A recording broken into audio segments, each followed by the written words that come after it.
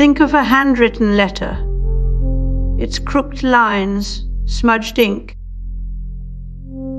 and folded edges all whisper something about the person who wrote it. These weren't designed for us to notice, but they tell stories anyway. They become what Roland Barthes called the punctum, an accidental detail that pricks our attention and ties the image to emotion. The more perfect a message becomes, the cleaner the typeface, the smoother the digital render, the emptier it feels in comparison. What was once a mistake became a metaphor. So what happens when systems start faking those same cracks?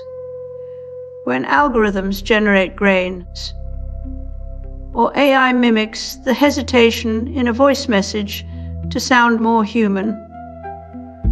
It's not just mimicry, it's weaponization.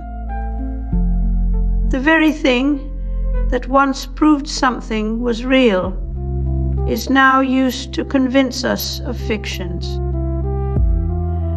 And here's the cruel joke. Since we've learned to trust flaws as proof of authenticity,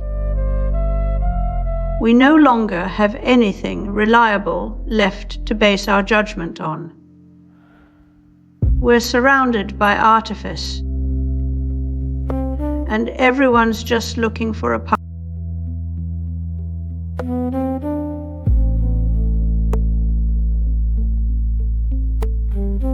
The origins of modern computation trace back to mechanical ingenuity. Think Babbage's analytic engine and Lovelex's visionary algorithms, a foundation that bridged mathematical theory with the dawn. In digital music, timing perfection was once a goal. Then came humanization, software that added tiny delays and shifts to make machines sound like humans. It wasn't about truth, but deception, the illusion of authenticity. This marked an important shift. No longer did flaws need to be born from the body or mind. They could simply be calculated. In 1998, Chair popularized auto. Tune not as a corrective tool, but as a stylistic choice, a filter for vocal artifice. From there it spread like wildfire across genres. The spectrophotometer was one of the first tools to digitize color, to quantify what we once saw as natural. But in doing so, it opened the door to manipulation. By capturing subtle variations in light and pigment, systems could begin to recreate imperfection with precision. It wasn't just about accuracy anymore. It was about crafting a version of reality that felt familiar, that felt real enough.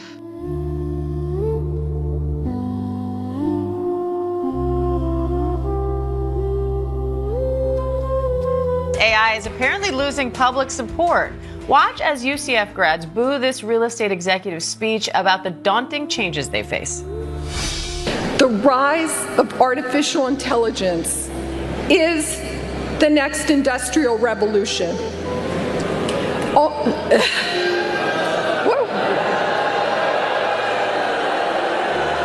happened? Now, that's just part of a growing wave of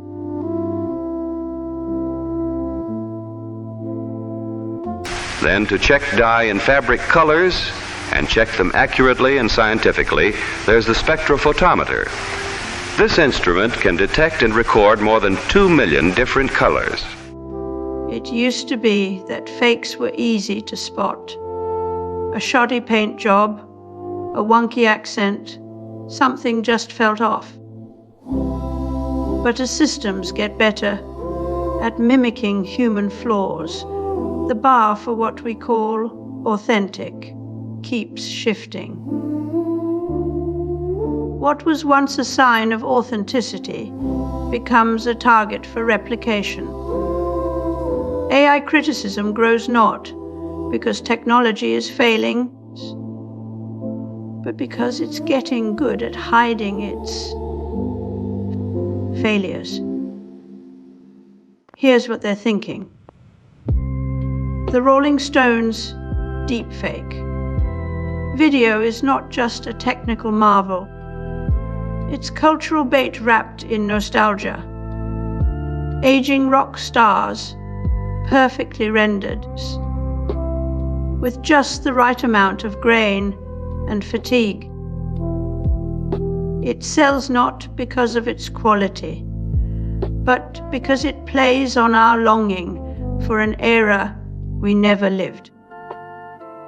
Nostalgia becomes a commodity when the past can be faked.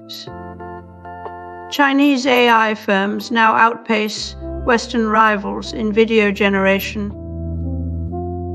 and they're using imperfection to sell realism. A carefully crafted glitch, a smudge of digital oil paint, the right kind of shaky camera movement. These are not accidents, but tools for persuasion.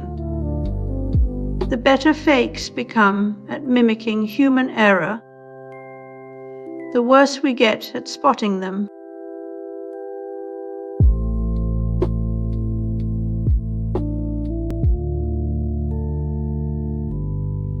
Neil Postman warned that technology doesn't just change what we do, it redefines how we think in technopoly. He described a world where humans are measured by their ability to act like machines, and machines, in turn, become trusted surrogates for human judgment. The computer is not simply a tool. It's a metaphor that erodes our confidence in subjectivity, emotion, intuition, the very qualities that once made us human. What we lose when code becomes philosophy, our belief in what feels real. We used to trust authenticity because it resisted replication. Now, AI makes us question everything that looks like it resists replication. When every stupid idea can be convincingly packaged in a deep voice and polished grammar, how do we even begin to define what's valuable? What were once markers of human effort, the paint stroke, the handwritten word, are now mass-produced textures. The soul has been outsourced, and all that remains is performance.